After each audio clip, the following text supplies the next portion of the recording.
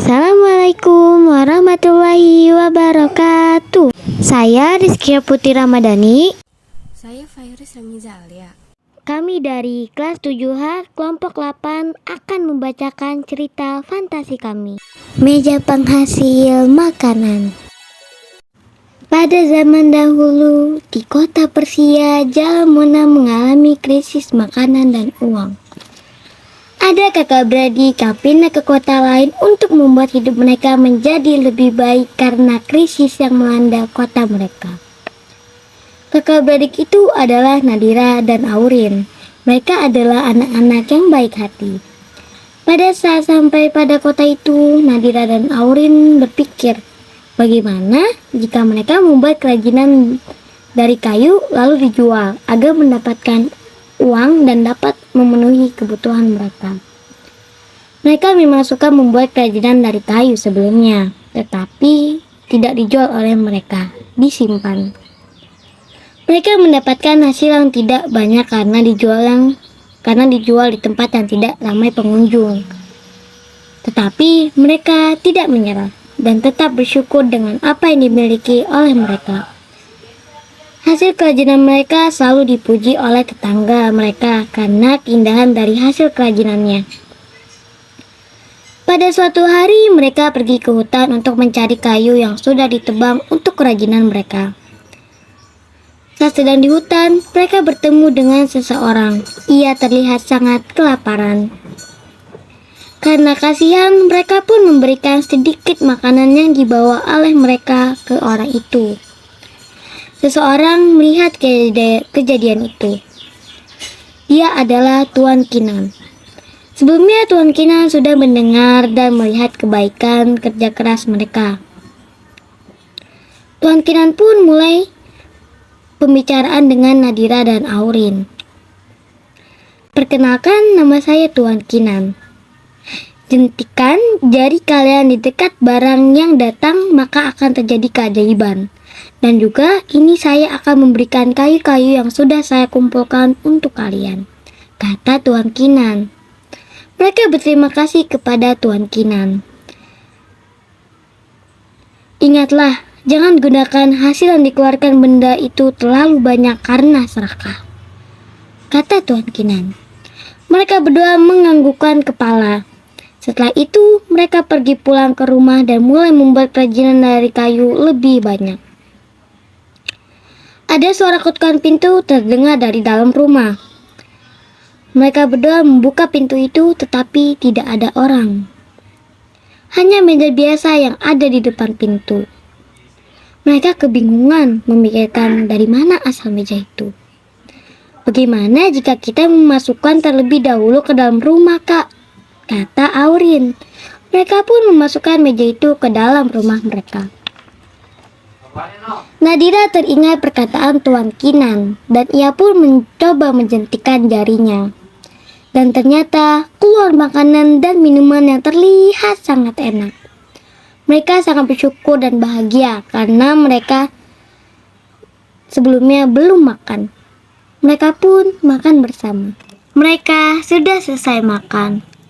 Senangnya, Kak, bisa makan makanan dan meminum minuman yang enak ini, kata Aurin kepada Nadira. Semenjak itu, selain mendapatkan meja yang menghasilkan makanan, usaha mereka pun mulai sukses. Mereka hidup bahagia. Namun, Nadira selalu menggunakan meja itu terlalu sering dan menjadi serakah. Nadira selalu memamerkan tentang kekayaannya. Nadira menjadi buah bibir orang-orang di kota tersebut karena kesombongannya. Dan juga Nadira menjadi malas membuat kerajinan dari kayu dan melakukan hal lain. Nadira menjadi tidak dekat dengan Aurin lagi. Aurin merasa sedih. Nadira sudah tidak memperdulikan adiknya itu. Hingga akhirnya suatu hari saat hujan deras, Aurin meminta menggunakan meja ajaib karena lapar. Namun Nadira berkata kepada Aurin, aku tidak menganggap kau sebagai adikku lagi. Pergi saja kau dari sini, dasar kau tak berguna. Suara petir datang. Aurin sakit hati dengan perkataan sang kakak, dan akhirnya benar-benar Aurin pergi dari rumah itu membawa semua kebutuhannya saat hujan melanda, walaupun ia sedang sakit.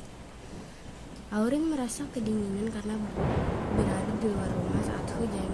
Ia berteduh di depan toko yang tak jauh dari rumahnya. Keesokan paginya, pemilik toko tersebut yang bernama Arga membangunkan Aurin yang masih tertidur. "Masuklah ke dalam tokoku, Aurin, agar engkau tak kedinginan," kata Arga kepada Aurin. Aurin terbangun dan terkejut mendengar suara Arga. "Saya meminta maaf karena telah tidur di depan tokomu, Arga," kata Aurin kepada Arga. Setelah itu, Aurin pergi meninggalkan toko milik Arga. Nadira merasa senang adiknya telah pergi. Nadira terus saja menghabiskan uang yang ia miliki. Ia semakin bermalas-malasan menjalani hidupnya. Nadira tidak lagi membuat kerajinan dari kayu seperti dahulu. Nadira ingin mengambil uangnya, tapi uangnya telah habis digunakan untuk membeli yang tak berguna sama sekali. Nadira merasa bingung, bagaimana ia bisa hidup tanpa mempunyai uang. Nadira ingin menggunakan meja jahit.